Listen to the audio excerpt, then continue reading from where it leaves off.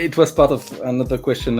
When I heard your points, like I wanted to ask you if design, and specifically UX design, is a pseudoscience. Pseudoscience.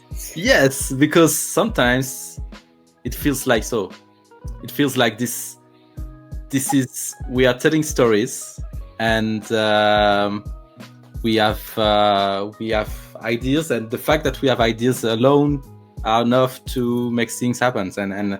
And like, well, what we are doing, how we are doing design in a traditional way, like we have ideas and we put ideas to the world, and it works, it doesn't work. Yeah, one of my tests for how scientific a UX designer is like in a job interview, is I will ask people, when do you look for inspiration? And if it's the first step, we're done. Because if your design comes from, I looked at a lot of other stuff and now I have some ideas, then it's not really based on anything. But sometimes inspiration, like looking around for ideas, can be nice when you're almost at the end. Like you know the problem, you know pretty much what the solution is going to be, but it would be nice if I could see some reference things just to kind of help me move the details into place. That's a whole different thing.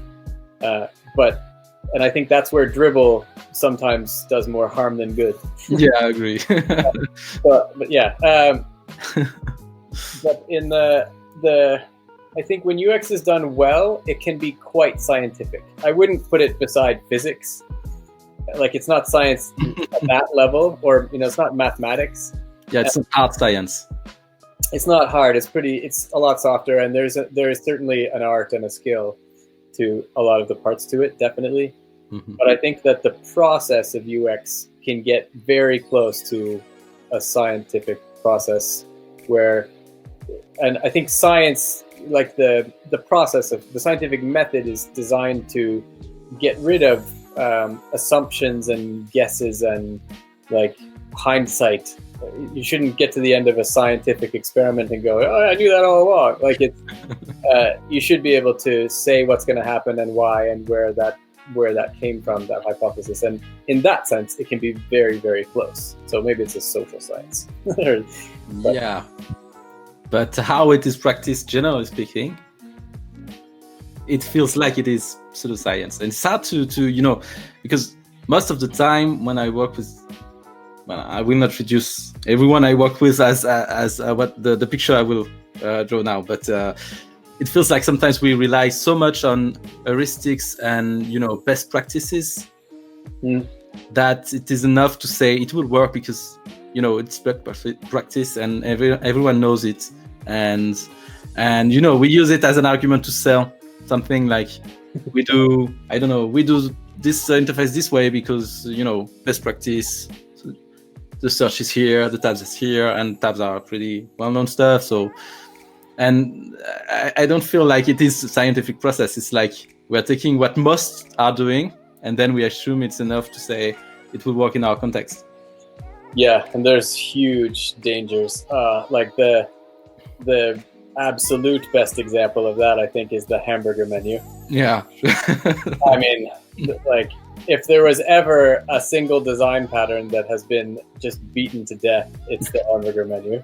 And, I mean, on a small screen, especially when screens were a lot smaller than now. But I mean, when that's where the hamburger menu came from, is that you had no screen. You had to use it to show people stuff, like content. So the menu, if you had a big app and you had too many functions in your app, then okay, a hamburger menu is good. And if you can squeeze a lot of the things that people don't need very often into that menu, even that makes sense. Mm-hmm. But a hamburger menu on a desktop website, just because you'd rather not look at the menu, starts to be an idiotic solution. And sometimes with like very functional tools and stuff where you need, like, it's a very practical thing to use. The menu, putting the menu in a hamburger thing, that's just a designer like making their own lives easy. Yeah, true. And it feels like we tend to think that we are pragmatic. Like we are choosing stuff because we know it works. As I said, it's best practices. So is pragmatism, to take something that everyone uses.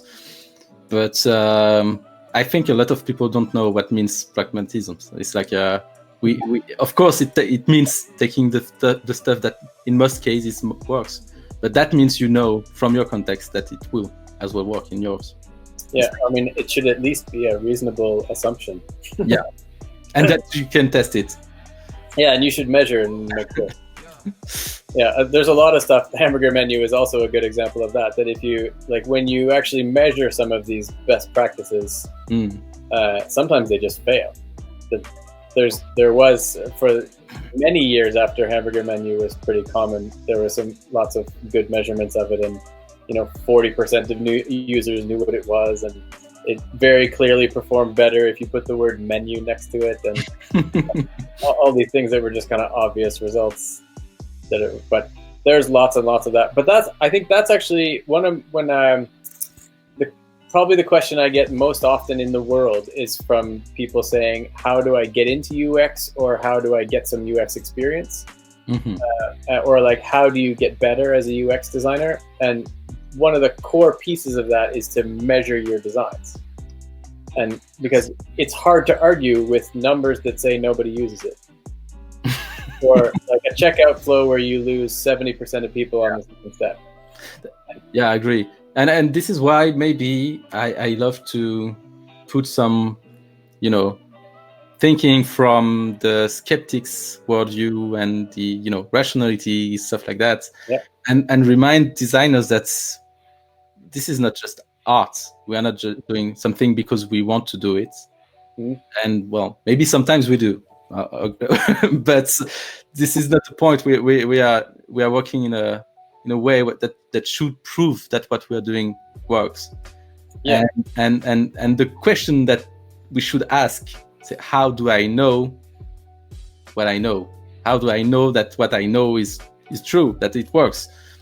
And if we cannot answer this question by ourselves, if someone tomorrow will ask you this question, you will have no answer to give.